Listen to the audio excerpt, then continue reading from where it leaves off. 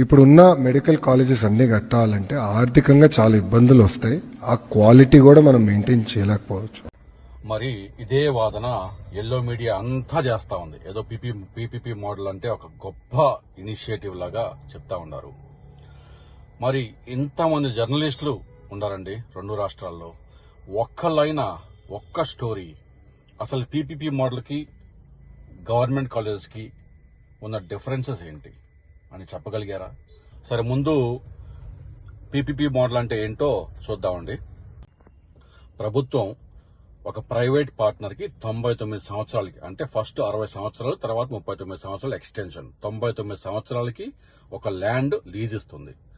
ఆ ల్యాండ్ లో ఈ ప్రైవేట్ పార్ట్నర్ మెడికల్ కాలేజ్ ని కన్స్ట్రక్ట్ చేస్తాడు, ఇన్ఫ్రాస్ట్రక్చర్ అంతా ప్రొవైడ్ చేస్తాడు.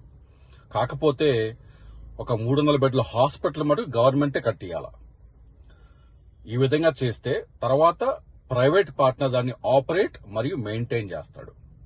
ఇది పీపీపీ మోడల్. అసలు జగన్ గారు పీపీపీ మోడల్కి ఎందుకు వ్యతిరేకం? ఆయన అప్లై చేసిన 13 కాలేజ్ ఎల్ఓపీస్ లో 10 గవర్నమెంట్, 3 ప్రైవేట్. ఫస్ట్ అండి, గవర్నమెంట్ కాలేజీల్లో 100% సీట్స్ గవర్నమెంట్ కోటా.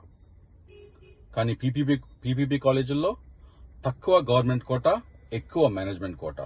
అంటే అమ్ముకునే మెడికల్ సీట్లు అమ్ముకునే అవకాశం ఎక్కువ.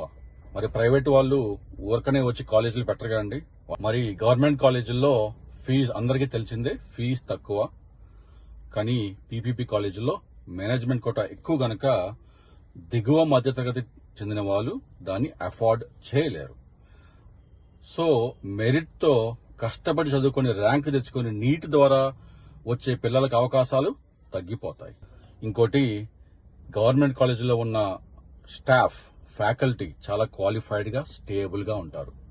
కానీ ఈ పీపీపీ కాలేజీల్లో కంట్రోల్ లేదు. వాళ్ళ కాంట్రాక్ట్స్ ఏంటి, వాళ్ళ క్వాలిఫికేషన్స్ ఏంటి, వాళ్ళ ఎక్స్పీరియన్స్ ఏంటి, కంట్రోలే ఉండదు. ఇంకో ముఖ్యమైనదండి, గవర్నమెంట్ కాలేజీల్లో పేషెంట్స్ లోడ్ ఎక్కువ ఉంటుంది. కాబట్టి పిల్లలు బాగా నేర్చుకోగలరు, వాళ్ళ ఎక్స్పీరియన్స్ బాగా వస్తుంది. మరి పీపీపీ కాలేజీల్లో పేషెంట్స్ లోడ్ తక్కువ. కాబట్టి మరి పిల్లలు నేర్చుకునే అవకాశం ఉందా? గవర్నమెంట్ కాలేజ్ యొక్క ఫోకస్ ఎప్పుడూ పబ్లిక్ కి సేవ చేయాలనే ఉంటుంది. కానీ పీపీపీ కాలేజీల యొక్క ఫోకస్ ఆల్వేస్ ప్రాఫిట్ మీదే ఉంటుంది. వీళ్ళంతా నాణ్యత లేని డాక్టర్లను తయారు చేసే ప్రక్రియలో ప్రజల ఆరోగ్యంతో చెలగాటం ఆడుతూ ఉన్నారు.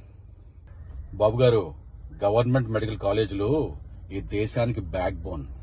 వాళ్ళు సమాజానికి సేవ చేసే డాక్టర్లను తయారు చేస్తారు.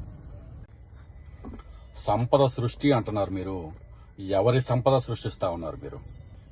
ఇది ప్రజల్లోకి తీసుకువెళ్లే బాధ్యత మీది.